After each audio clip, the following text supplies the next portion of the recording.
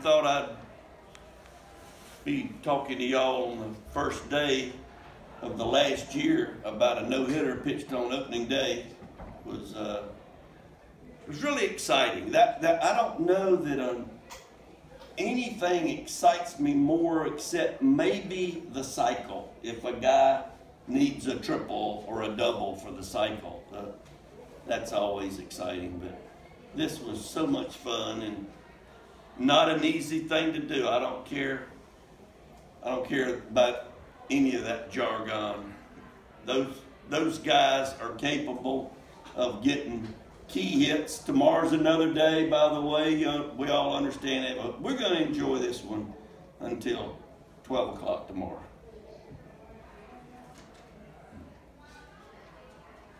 All in all, for the first one out, how pleased were you with the overall play, not just the pitching?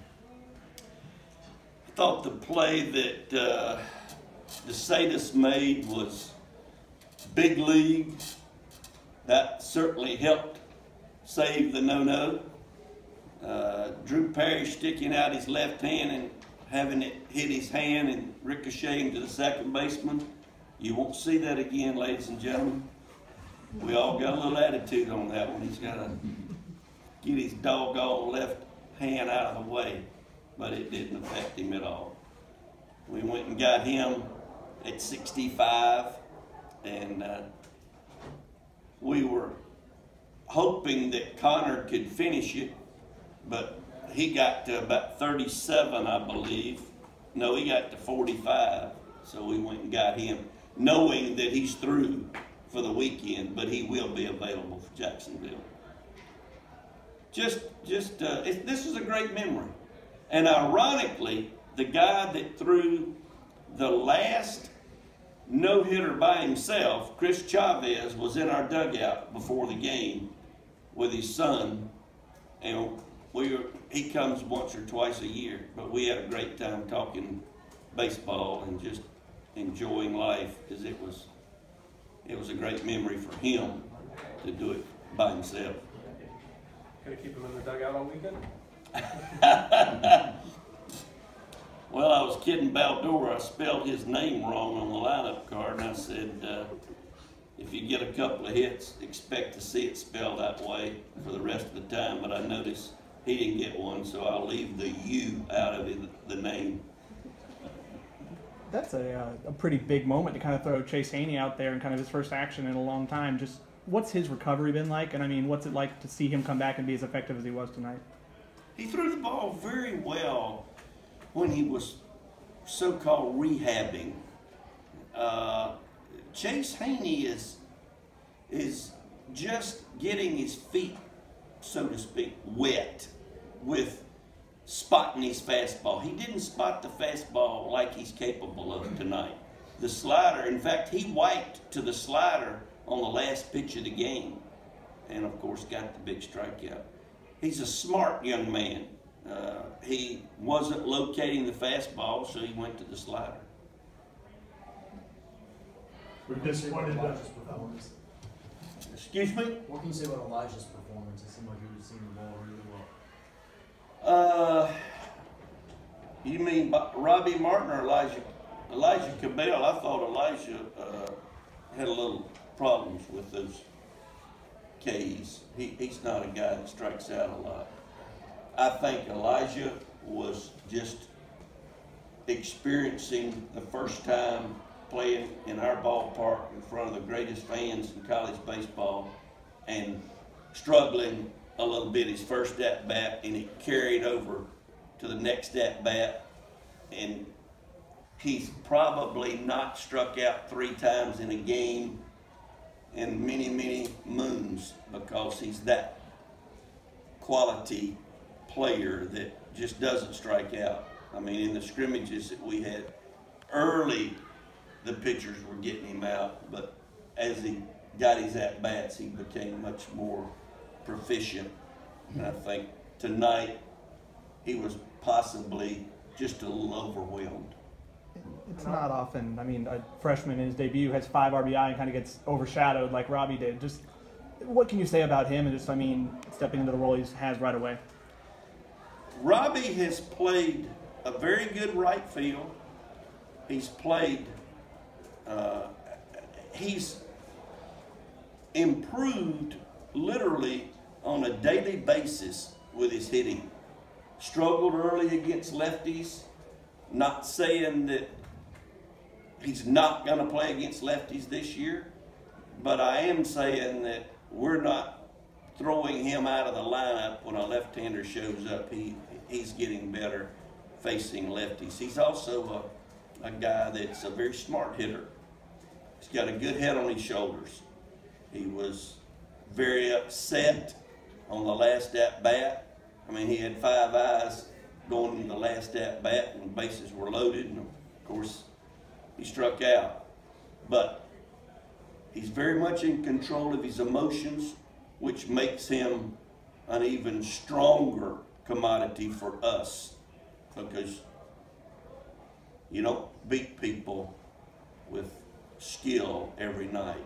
You have to have your mind right with every pitch. Let's don't forget the outstanding play that JC made in the last inning to prevent that ball from landing. What's that old saying that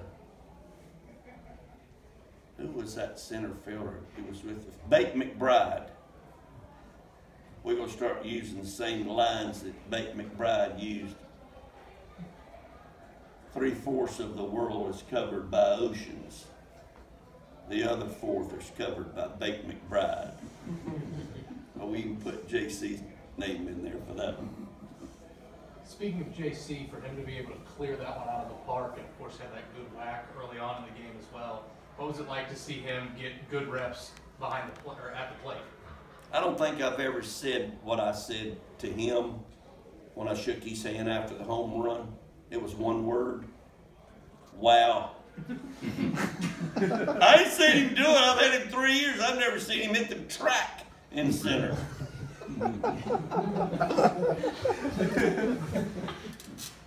Very happy for him.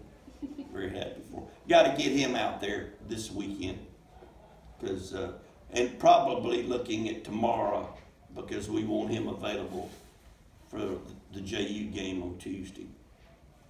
Mike, were you disappointed Devote didn't give you anything to, he didn't challenge you? He knew what he was up against. I could go on and on and on about my friend DeVoe Moore, the man that's given so much of his time and money to this great university. And when I found out he was going to throw, I said something to him last night. I said, "You want me to get you a masseuse so that you'll have that arm ready?" He said, "No, because I'm going to pitch to you." I said, "DeVoe, I'm not getting in there." And he said, "Yes, you are." And you saw who won that little argument. Were you able to soak this day up a little bit? You know, before leading up to the game and just...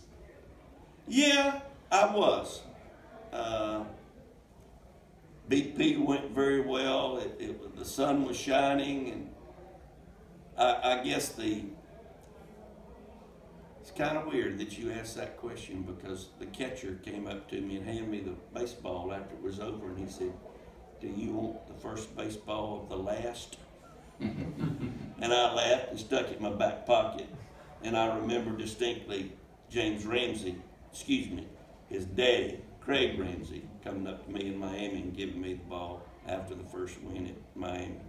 That was ironic that he said, "You want the first win of the last year?" Well, kind of on that note, I mean, a lot's been made about this season, and you were already on it, but to start this way with the no-hitter and special memory, I'm assuming that you haven't had any no-hitters in opening day, the previous 39.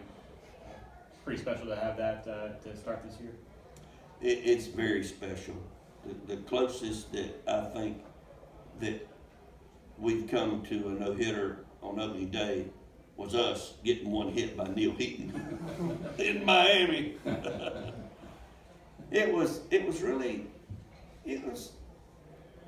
a great memory tonight, because I wanted so much to get other guys in the game. But in no way did I want them to make a mistake that might change the attitude or approach of the game, because it's not easy to come off the bench with a 9-run lead. So I said, all right, first hit, I'm going to get them all in. Well, that's why you didn't see any change in the lineup other than Cooper Swanson at first base, and that was done. And I said, well, hold up before you start making wholesale changes. You want to be sure that the pitchers have an opportunity. So those young men that didn't play will play hopefully tomorrow, and they could have played tonight. I just didn't want to put that pressure on them. Coach, it's also appropriate that the guy that drove in almost half of the runs was named Martin. Well, I'm sure that going back in time that I had something to do with that. You know, when I first saw him hit, I'm going, I don't know. I'm not sure. And then the next time I saw him hit, I said to myself, keep your mouth shut. And that's what I've done. I've just sat and watched that young man. That's a good baseball player. And as I said, that's that strong-willed young man that will be in total control of his emotions. It's a nice way to get started for him and our team. As we know in this game, you can't get up, you can't get down. You got to be ready to go tomorrow. Not only do we have to be ready to go tomorrow, we got to be ready to go twice tomorrow. Anything else for Coach? 11 runs?